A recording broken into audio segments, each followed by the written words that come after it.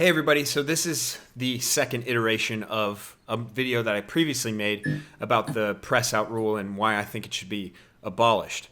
If you haven't seen that video, please watch it. I will do a quick review on what the press out rule is, what it entails, and then the purpose of this video is to refine the ideas that I said in the first one, however, taking everyone else's comments into play.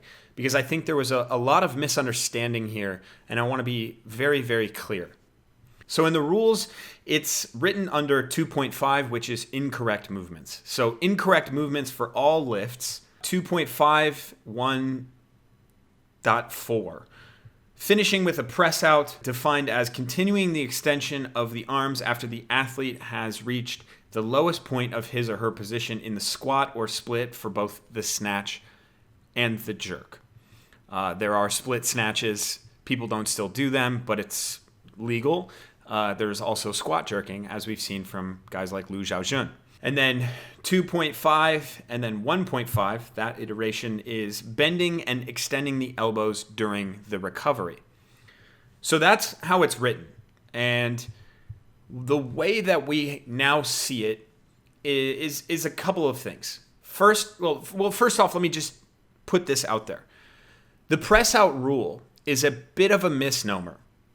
When I say that I don't like the press out rule, it does not mean that I want athletes to be allowed to press the bar into the final position.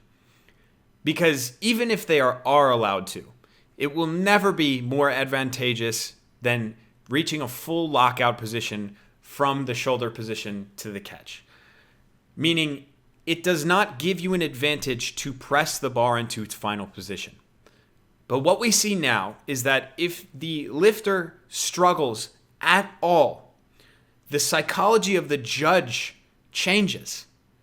Rather than actually looking for some sort of advantageous movement, or maybe something that's not aesthetically pleasing, they are now hovering over the red signal, looking for anything tiny that can allude to a potential unlocking or locking of the elbows. If you rotate your shoulders, you will get called for an elbow locking and unlocking.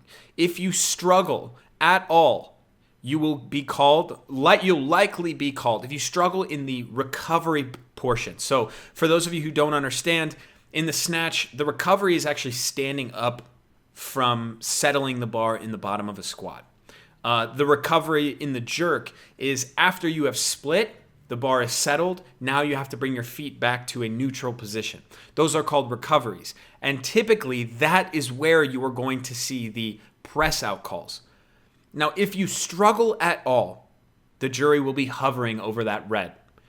It's basically you are guilty until proven innocent. And the reason I say that is because my editor and I have compiled an extensive collection of videos of this exact thing occurring. These are not press outs in the sense of people are pressing the bar into the final position. A lot of these lifts are very aesthetically pleasing for those armchair warriors that say that the press out rule is for aesthetic purposes. What we are seeing is the evolution of a rule that does not need to exist anymore.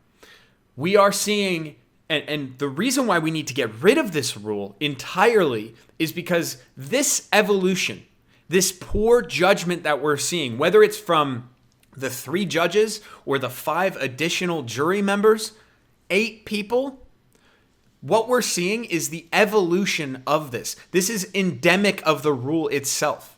So long as this rule exists, this is where we will head, to something that is almost unwatchable. Now, I can't show you any of these videos, but I've posted 2 videos successfully to my Instagram. Hopefully, they don't get blocked by the time you see this video. Please watch those and try to understand.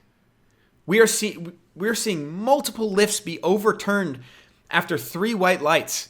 And then people have the audacity to comment, "Oh, look at that elbow. It's right there. It's so obvious." Oh, if it's so obvious, then why did 3 judges give it a good lift call? So people, for some reason, have this emotional attachment to this. And I understand that. If you've had to deal with this, if you've lifted, if you've coached, and you've had to deal with this rule for so long, to now take it away, you might be thinking, well, I had to deal with it. Everyone else should have to deal with it. There's always an emotional attachment, even just beyond that. There's always an emotional attachment to tradition and not wanting change. Someone actually posted a really good comment on my Instagram saying there was this rule about the breaststroke in swimming, in that it used to be a disqualification every time you did a pull-out, which is the underwater portion of the breaststroke. Every time you did a pull-out, if there was a butterfly kick while you were pulling through with the arms, that was a DQ. And they were seeing endless disqualifications because of that. So what did they do? They just got rid of it. And the playing field is completely even again.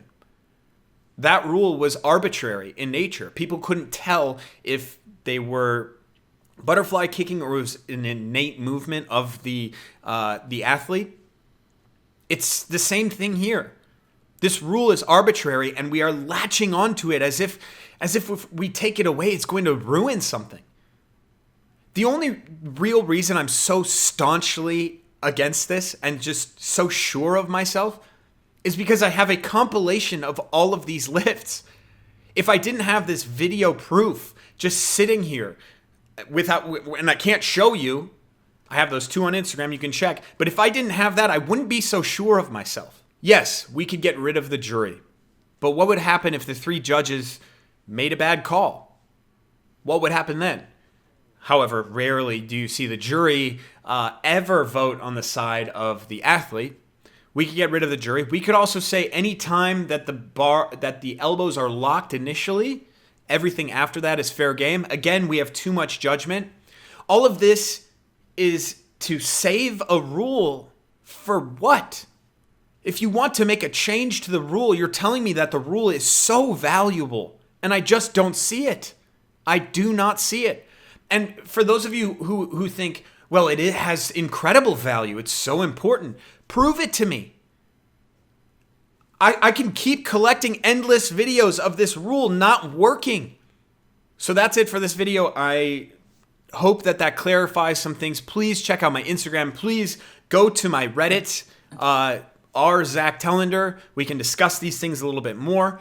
I don't know how to share these videos with you. I might make an unlisted YouTube link and put it on my Reddit. Probably get blocked there anyways. However, this is what I think. And this will likely be the last time. I can't make any promises, but this will likely be the last time I talk about this rule. It needs to go. And this sport needs to do better.